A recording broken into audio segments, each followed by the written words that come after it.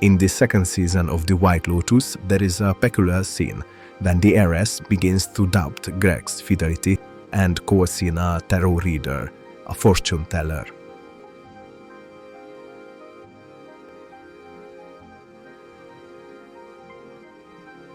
The fortune teller layouts 5 cards in the shape of a cross. Tarot has many layout formats. The most common is the 10-card Celtic cross. However, this would have taken up too much screen time. There is also a 3-card spread, but that has too few elements to create an atmosphere of mystery. Here we see a 5-card spread. This is formally identical to a simplified version of the Celtic cross. This also has several different sequences and interpretations that have developed. This is usually viewed as such that the first chosen card, put at the center, symbolizes the present situation or its essence, the heart of the matter. The second card on the left refers to what is challenging or opposing this situation or a new factor affecting it. The third card goes at the bottom and refers to the past or what has led to the present situation. The fourth card is placed on the right and represents the likely outcome if things continue as they are. The top 5th card is the advice you need to take to achieve the best possible outcome.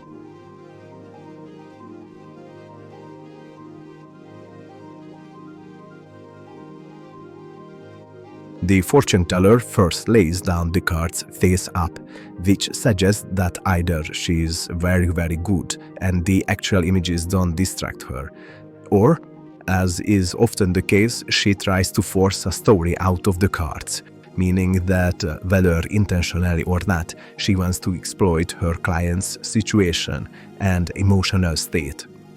Of course, here we see a written story, so very likely the cards were chosen in advance. The fortune teller first places the top card, then the middle one. At this point, it is possible the actors became confused as a cut follows. Then finally, she places the bottom card. She makes 2 statements in English.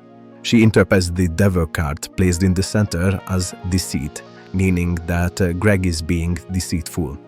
Then she reads the left side, the moon card, as beauty. So there is someone in Greg's life whom he considers beautiful. The cards say your husband is in love with someone else. This card means deceit is being deceitful. And this card is beauty. There is someone beautiful in his life. Couldn't that be me? Not you. According to the story, after this, the tarot reader begins to understand the cards and the ominous message more clearly, and, shocked, starts speaking in Italian. Pointing to the top, the star card, she says, "the stars," literally in the plural. Negative. Le stelle, l'inconscio, il subconscio. Then the unconscious and the subconscious, which is also funny since the subconscious is part of the unconscious, although the words are also commonly used as synonyms. The point is that she interprets the top star card as relating to the future. Finally, she says, "I've pulled the beheaded man." By this, she probably means the hanged man. However, no such card appears in the spread. Instead, we see the Fool card on the right side, upside down.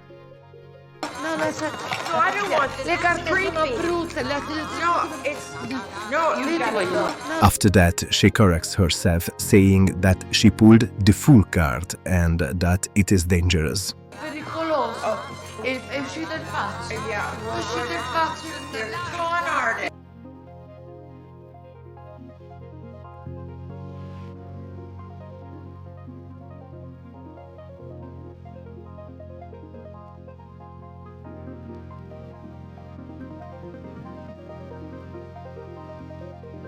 The tarot deck actually consists of 2 sets of cards. The minor arcana consists of 56 cards, 4 suits of 14 each. Their symbolism is simpler and they are usually interpreted in connection with everyday situations. The major arcana consists of 22 cards with much more complex symbols. Even how these cards should be grouped is often debated. The complete deck is therefore 78 cards. However, here the fortune teller only draws major arcana cards, yet based on the thickness of the deck, it appears to contain considerably more than 22 cards. How likely is this, Fred? So a tarot deck has 78 cards, 22 major arcana and 56 minor arcana. We draw 5 cards. The question is the chance that all 5 are majors. Because we care only about the set of cards in the hand and not the order they appear. This is a combinations problem. Firstly, let's count the favorable hands, meaning all 5 cards must come from the 22 majors. We are choosing which 5 majors appear, with order irrelevant, so the count is 22 choose 5. X choose Y counts the number of ways to pick Y items from X without regard to order. Here the exclamation mark means the factorial. For a non-negative integer x, it is the product of all integers from 1 to x, but for 0 it is 1. Now we can calculate the value of 22 choose 5. Let's also count all possible 5-card hands from the full 78-card deck. Again, ignoring order. The total is 78 choose 5. When outcomes are equally likely, probability equals the number of favorable outcomes divided by the number of all outcomes. This is the so-called hypergeometric model, where sampling is done without replacement from a finite population divided into success and failures. Another approach is that for the first draw to be a major arcana, the chance is 22 divided by 78. However, every drawn major reduces the chance of the next major, so for the second to also be a major one, the chance is 21 divided by 77. The chance of 2 consecutive majors is the product of this. In this way, we arrive at the same numerical result. This is approximately 0.125%, that is 1/8% probability. This means that on average only every 800th spread will produce a case where all 5 cards are majors. Well, this means that the tarot reader should have been quite surprised by the result.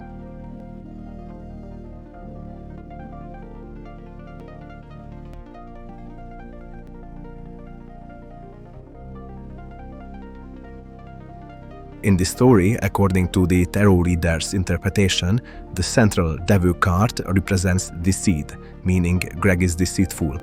The left side moon card refers to beauty, implying that Greg has someone else in his life, perhaps because of the moon's depiction.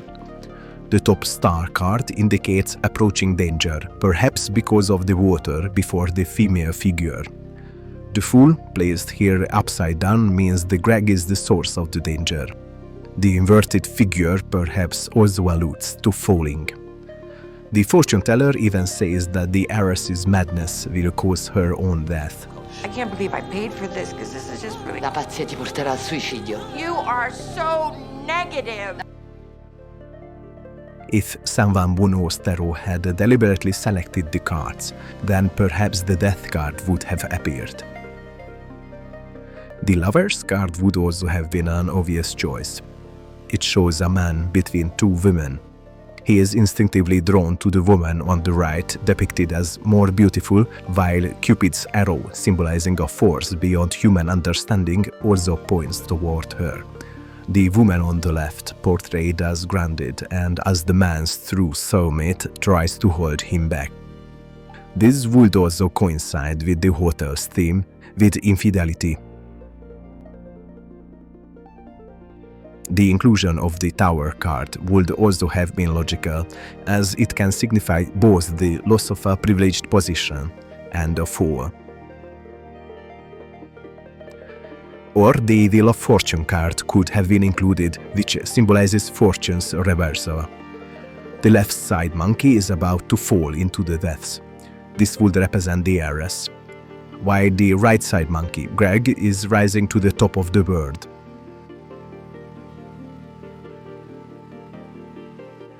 The word card could also have been included, symbolizing Greg, who previously felt financially insecure, but after the accident he will have the whole world.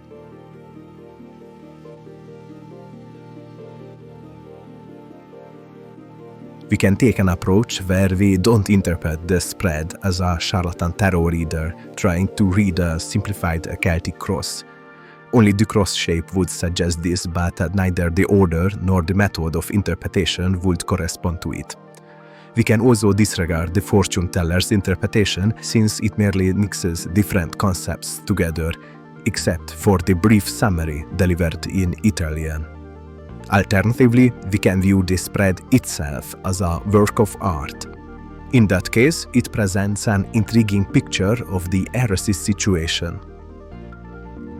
So let's imagine that the tarot reader senses where she needs to place the cards, putting the first on top and the second in the center. After this, she probably places the next ones on the left, then on the right. The last card goes at the bottom. The first card placed on top is the star, representing the heiress's current situation. She lives in luxury, in radiance among the stars. The naked female figure shows her vulnerability. As if from two jugs, she pours out her soul's contents, her desires and fears onto her surroundings, whether they want it or not. At the same time, the black soul bird has already appeared at the top of the tree, a harbinger of death. The card placed in the center can easily be linked to the essence of the situation, the heart of the matter. This is the Devil card. On an ephemeral level, we can view this as the devil as Greg, pulling the strings, directing his attached friend and that friend's companions as demons. On a mythical level, however, the devil himself stands in the background, who gained influence over Greg and his friend, who by launching their murderous plan increasingly become demons. The two approaches are actually one. A rooster's head is impaled on the tip of the sword. The plan actually becomes a ritual of summoning the devil, meaning Greg and his friend let demonic and devilish forces inside themselves. The left and the right sides function like the two ends of a timeline.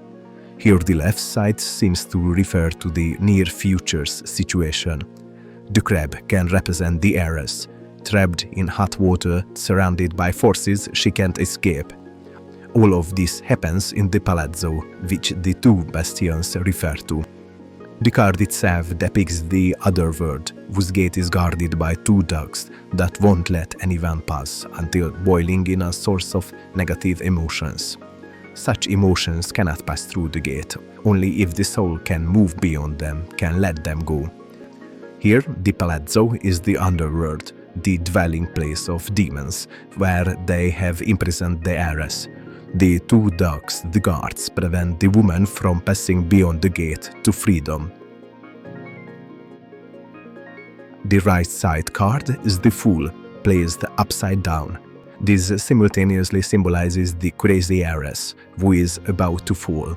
But it can also symbolize Greg, who will gain access to the inheritance. His fate will reverse, then he will start a new life elsewhere. The inverted position can also suggest that Greg has become a demon and has begun his unstoppable fall toward the underworld. The horizontal direction is generally interpreted as dynamic, representing process or changes, while the vertical direction is static, representing structure or components. The top here refers to what quality of the heiress led to this situation. The bottom shows what she should do to avoid the mortal danger.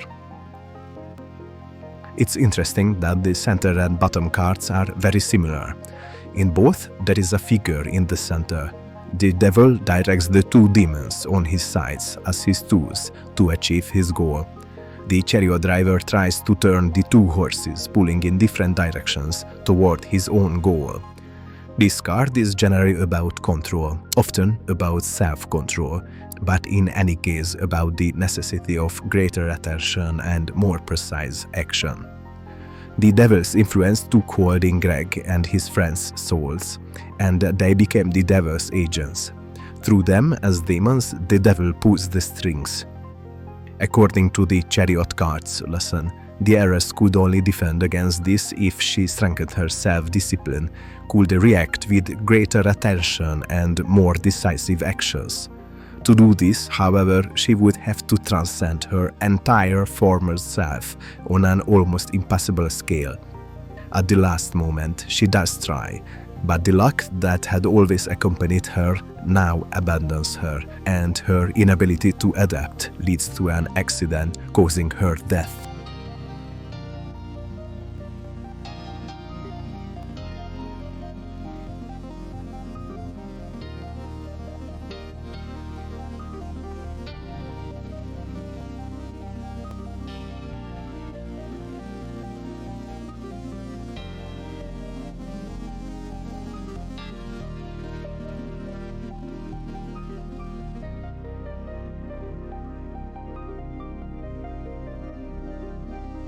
The heiress received several omens that warned her of the approaching danger and that she should be more careful.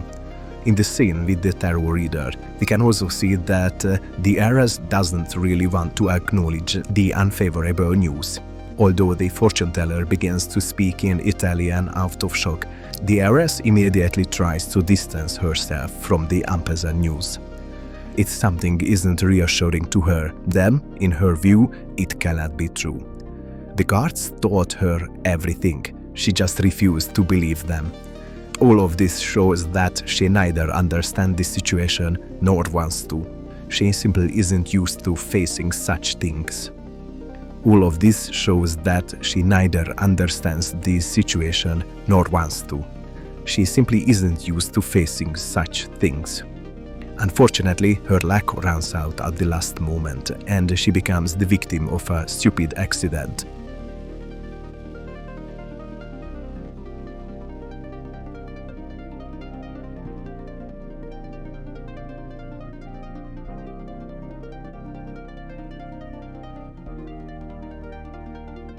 The second season is organized around two main themes. The first is that uncontrolled inner instincts may make us the victims of others. After this brief detour, in the next part, the other main theme will be covered.